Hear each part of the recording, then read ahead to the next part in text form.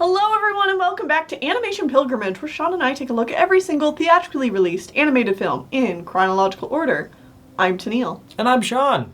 Today we're looking at the 1970 animated and live-action film, The Phantom Tollbooth, directed by Chuck Jones. Indeed, and art direction by Chuck Jones. And most animation by Chuck Jones. I mean, I'm sure he had a team. But... Oh, he for sure had a team. Like, there's definitely some scenes in this where it's like, oh wow, that definitely was not animated by Chuck Jones. But then there's other scenes like, yeah, that was absolutely definitely Chuck Jones. animated by Chuck Jones. For people that are not aware, who is Chuck Jones and why would people know him? I mean, how would you not know him? Children? But whatever. Inform people. Let people know the deets. Chuck Jones is one of the most influential animators of his time. He animated for Warner Brothers doing Looney Tunes, and we've talked about him a couple of different times on Animation Pilgrimage so far. But it's been a while. But it's been quite a while. I think the last Chuck Jones project we talked about was Gay Paris. Probably. And even then, his influence on that film is kind of like... high. Yeah, not as high as this one feels. Yeah, no, this is definitely a Chuck Jones film. We also talked about Chuck Jones recently with How the Grinch Stole Christmas. We did a partial episode on that. And in general, this is the time period after Chuck Jones has left Warner Brothers, and he is doing his own stuff. And one of these things is this movie. The Phantom Tollbooth. The Phantom Tollbooth. Did we say the name of the movie already? Yeah, we did. Okay. Which is a very, pro-education, learning is fun kids kind of movie. And I don't think we've really had one of those yet. We haven't had one of those yet, and that sounds super lame, but I actually really liked this film. I thought it was charming, cute. It's not deep. No. But like, to put on for kids, and I think even as an adult, if you enjoy things like Wizard of Oz and Alice in Wonderland, like, this will probably appeal to you. Wow, you hit it right on the head.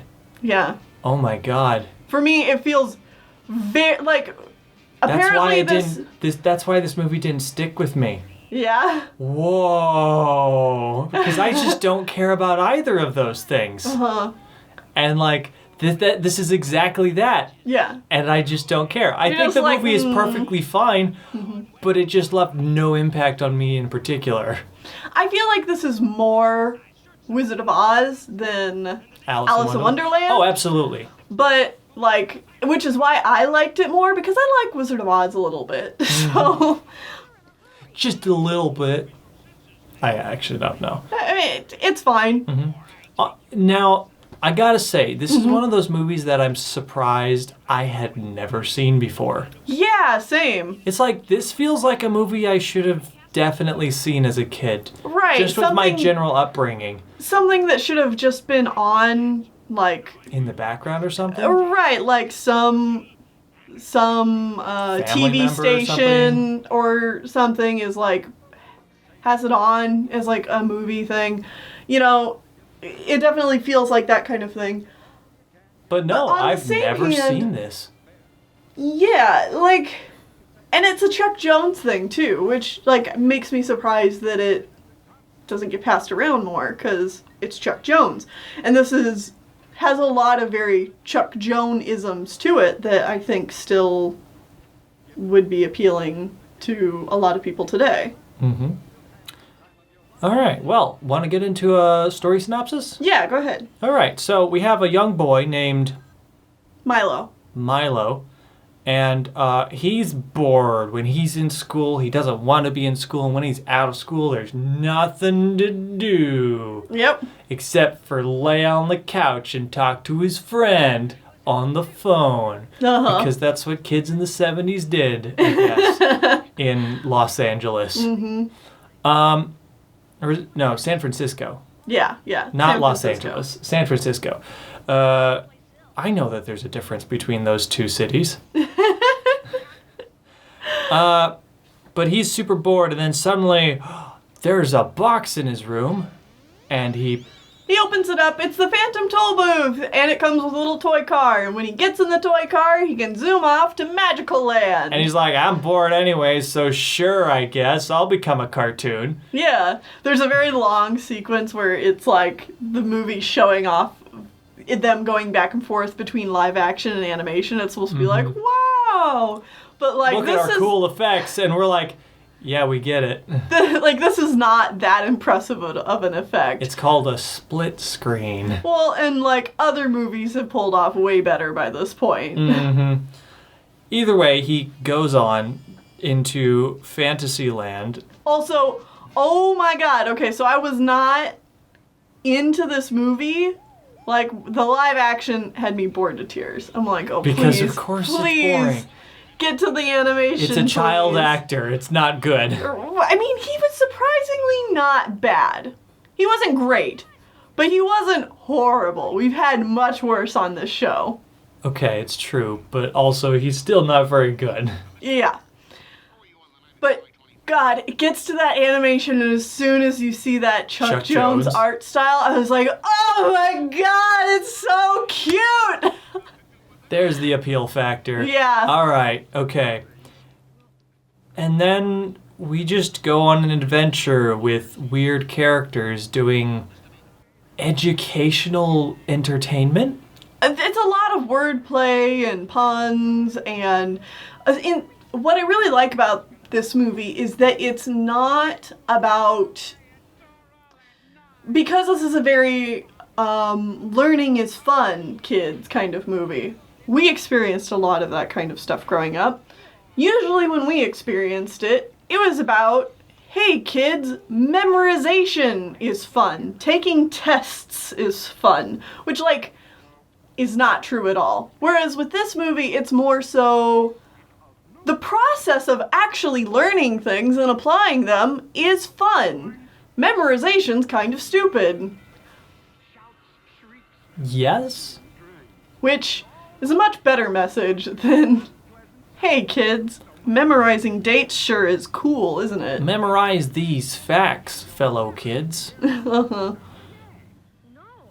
So yeah, learning is fun, okay? And we're gonna talk about noises and letters and numbers. You forgot the where they start off on the road of expectations, and he meets the weatherman.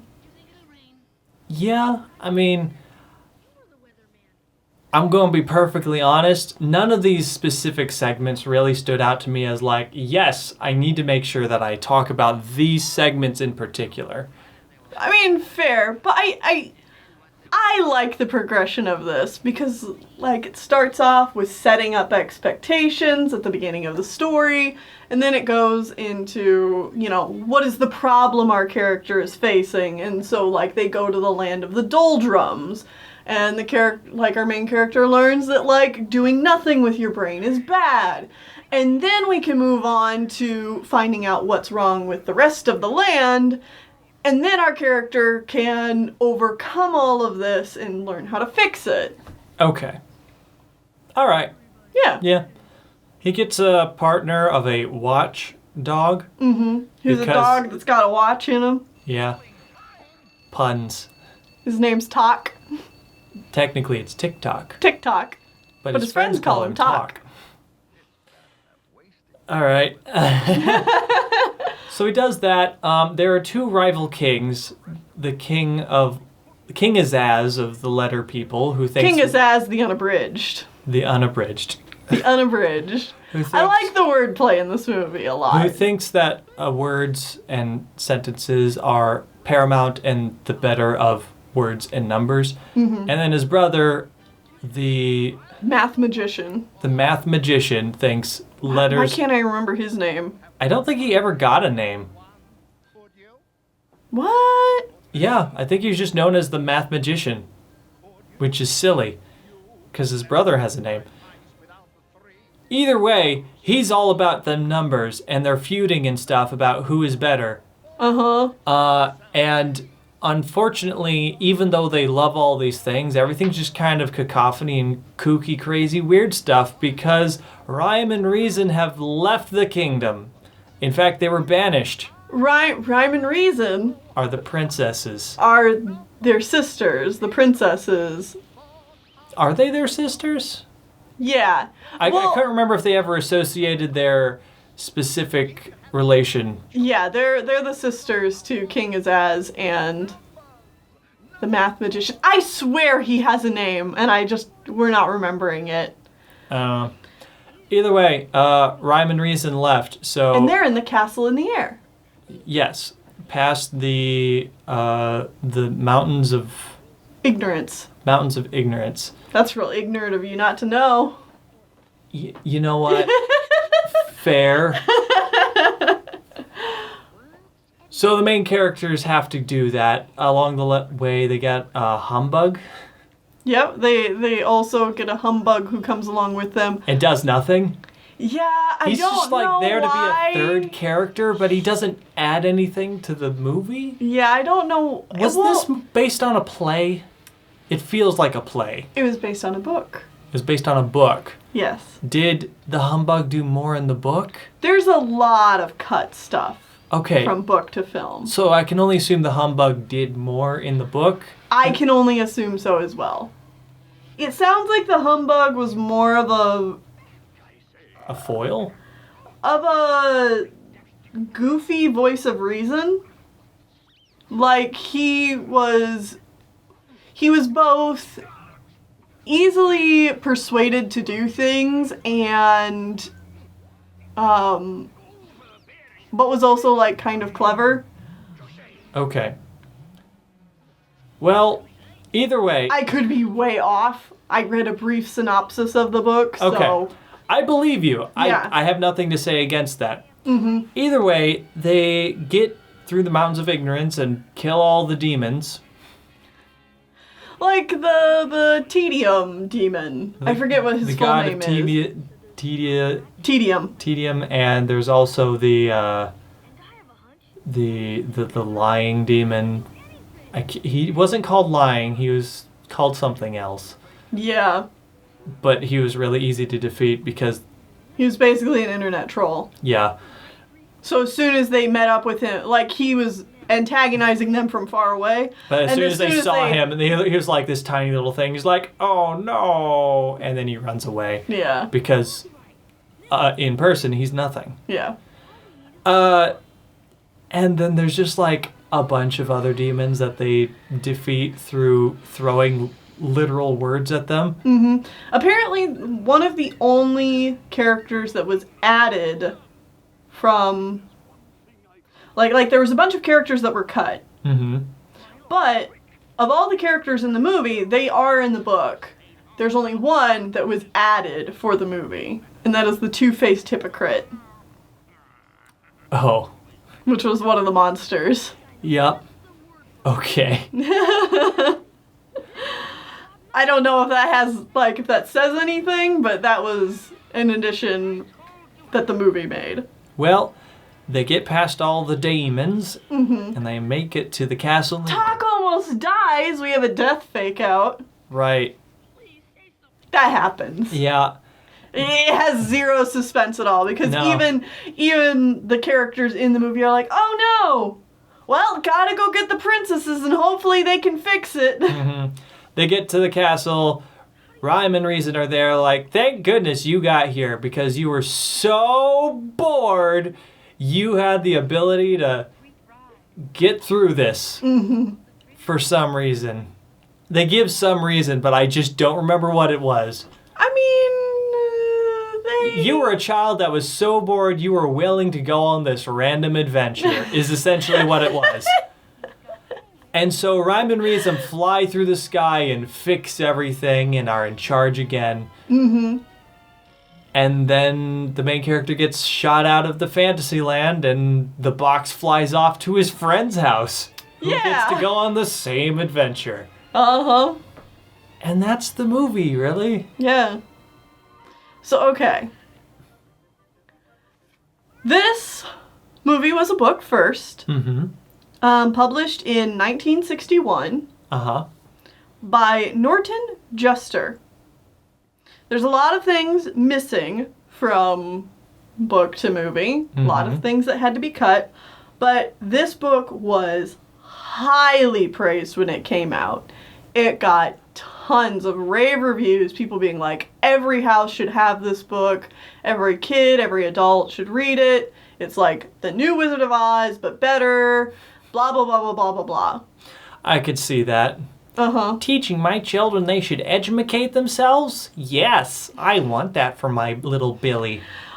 It wasn't just about kids reading it. It was about adults reading it, too. Okay. It's not about necessarily... Like people just liked the book. Okay. It wasn't about the message it had. The message was also good, but it was just the fact that it was a good book with a good message. Makes me wonder why we've never heard of it today. I think because it's based on a modern, quote-unquote, modern kid of the time, it probably just kind of fell out of popularity. Rather quickly. Yeah, because, you know...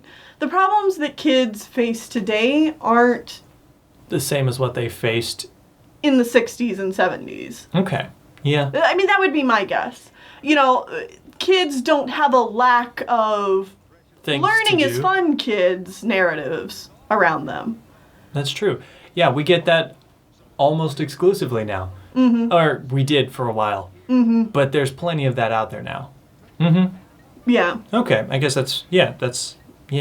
And who knows, maybe there are some places where this book is still really popular, it just wasn't in our area. Yeah, it just wasn't in our bubble.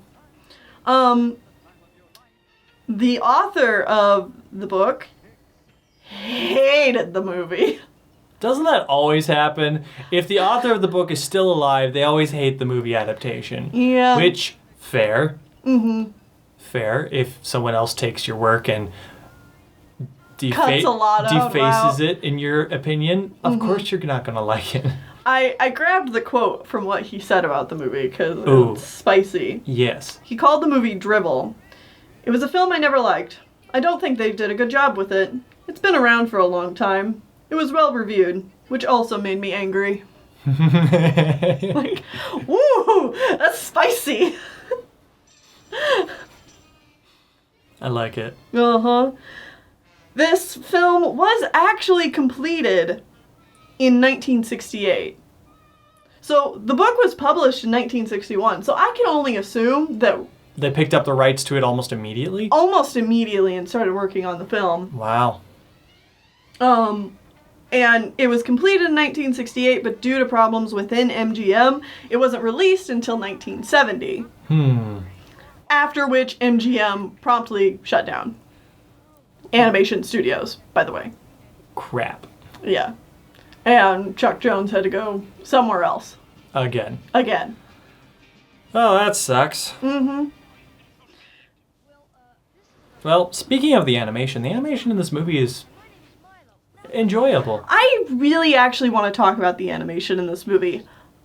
I love Chuck Jones. I love his character design. So much of what is appealing about Chuck Jones is his humor, obviously. Mm-hmm. He worked on all of these things that are well known for their comedy, the Looney Tunes. Even things like the Grinch and his other Seuss adaptations. What's so appealing about Chuck Jones' work isn't his... It's not what he animates so much as what he chooses not to animate. Mm-hmm. Some of the most iconic bits of Chuck Jones animation are like 4 frames of animation. And it's just like a character moving from pose A to pose B. And so much of it is kept held perfectly still, and it's just the character's eyes, like, looking at the audience. Just kind of like are you serious right now? Yeah, or like the Grinch, smiling. It's about what doesn't move, so it emphasizes the parts that do. Mm-hmm. And I think that's both a good thing and a bad thing for this movie. Because I think there's a lot of sequences that need more of that high energy movement going on. And I just don't think Chuck Jones' animation style here is well suited for that. But when it comes to comedy and character design and just having like little character beats, I think it works really well. Okay. But then when we get to the final like third act of the movie, there's too much like real hard-hitting action going on, and these designs and the way the characters move just don't fit that. Yeah, a lot of like the random demons at the end of the movie just kind of didn't move correctly. Well, and it looked like their frame rate was half of the rest of the characters and stuff. And you have like Talk moving around and like jumping in the way of danger and stuff, and it's hard to be super invested with that when Talk's run cycle is a goofy Chuck Jones run cycle. It's true. You know? Like, it's appealing, it's got lots of character to it, but I don't feel like he's in danger because he runs like a Chuck Jones dog. You know? So I thought this was a cute movie. It's been lost to time, but I think that's warranted. It's not something that's like a hidden gem, but if you're a Chuck Jones fan and you're interested, like, I would check it out. Yeah. I actually did have, like, one other thing. It obviously doesn't have anything to do with the movie itself, probably something more so based with just the time the movie came out and the fact that it's based on a book that came out in the 60s. But the fact that we only have 3 female characters in this entire film, not even as random background characters, there are only 3. There's the grandmotherly witch, W-H-I-C-H, because, you know, word puns. And then Rhyme and Reason themselves, who are just epitomes of pure good that are intangible to the regular human being. Oh, yeah. Which, none of these are, like, great or usable role models for girls. Yeah. And that's just frustrating. And the fact that this is like, it's disappointing that it's so male-centric when it's something as universal as Education. Yeah, I think that's part of why it bothered me so much. Yeah, it bothered me too. And it's just one of those things that we have to take with like, it's the 70s. And this doesn't make me happy, but there's nothing I can do about it at this point. Right.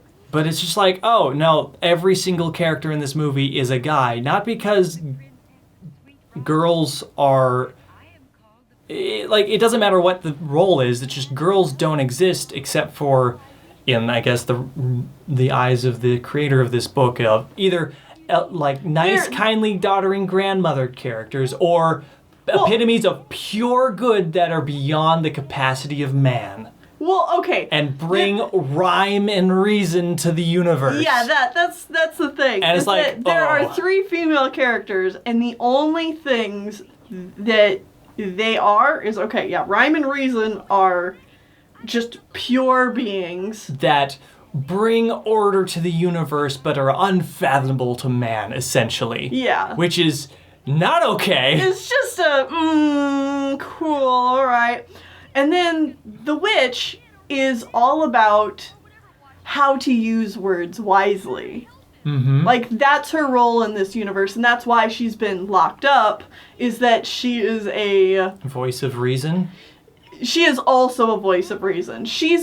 The reason she's called witch is because she advises people about what words are appropriate to use in what circumstances.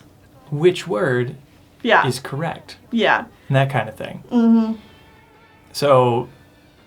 It definitely has some sexist... some real problems there. Yeah, some sexist overtones if you look into it, beyond surface level. It's like, oh, look at it for more than 5 seconds. Yeah, this isn't okay, that's for sure. But yet again, it's like... there's nothing we can do about it. It's the 70s.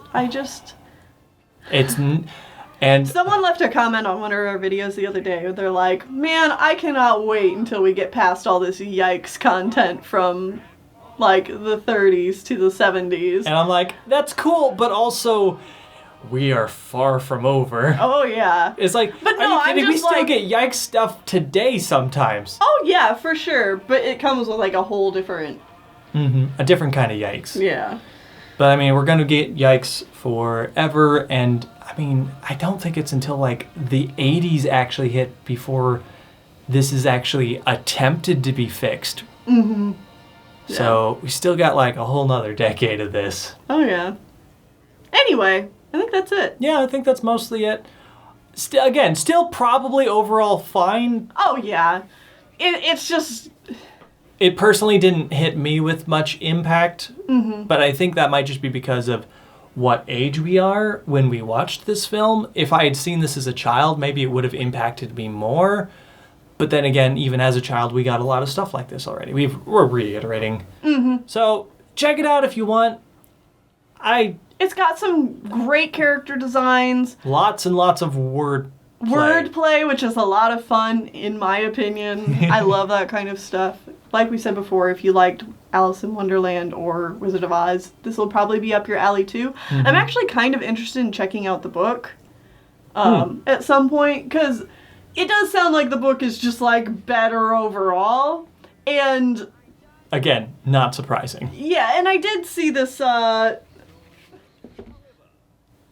I was researching the book, I found, like, how the book ends versus the movie, and I was just like, oh, I like this direction a whole lot more. Okay. But it essentially says that Milo tries to, when he's done with school, he goes back home hoping to go into the Phantom Tollbooth again, but it's not there. Instead, he finds a note that says, "For Milo, who now knows the way."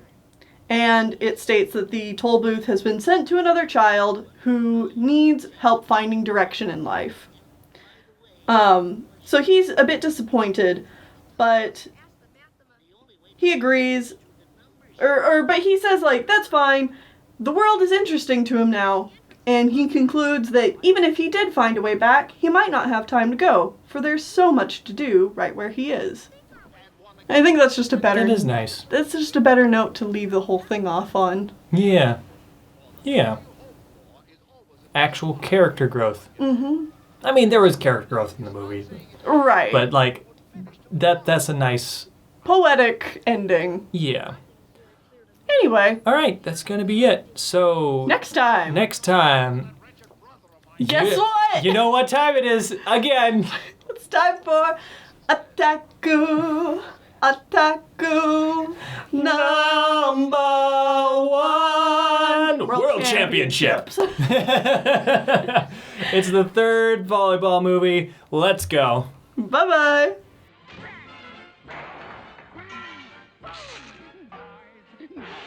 Beautiful noise, wonderful, deafening, ear-splitting noise. Whistle and squeaks, screeches galore.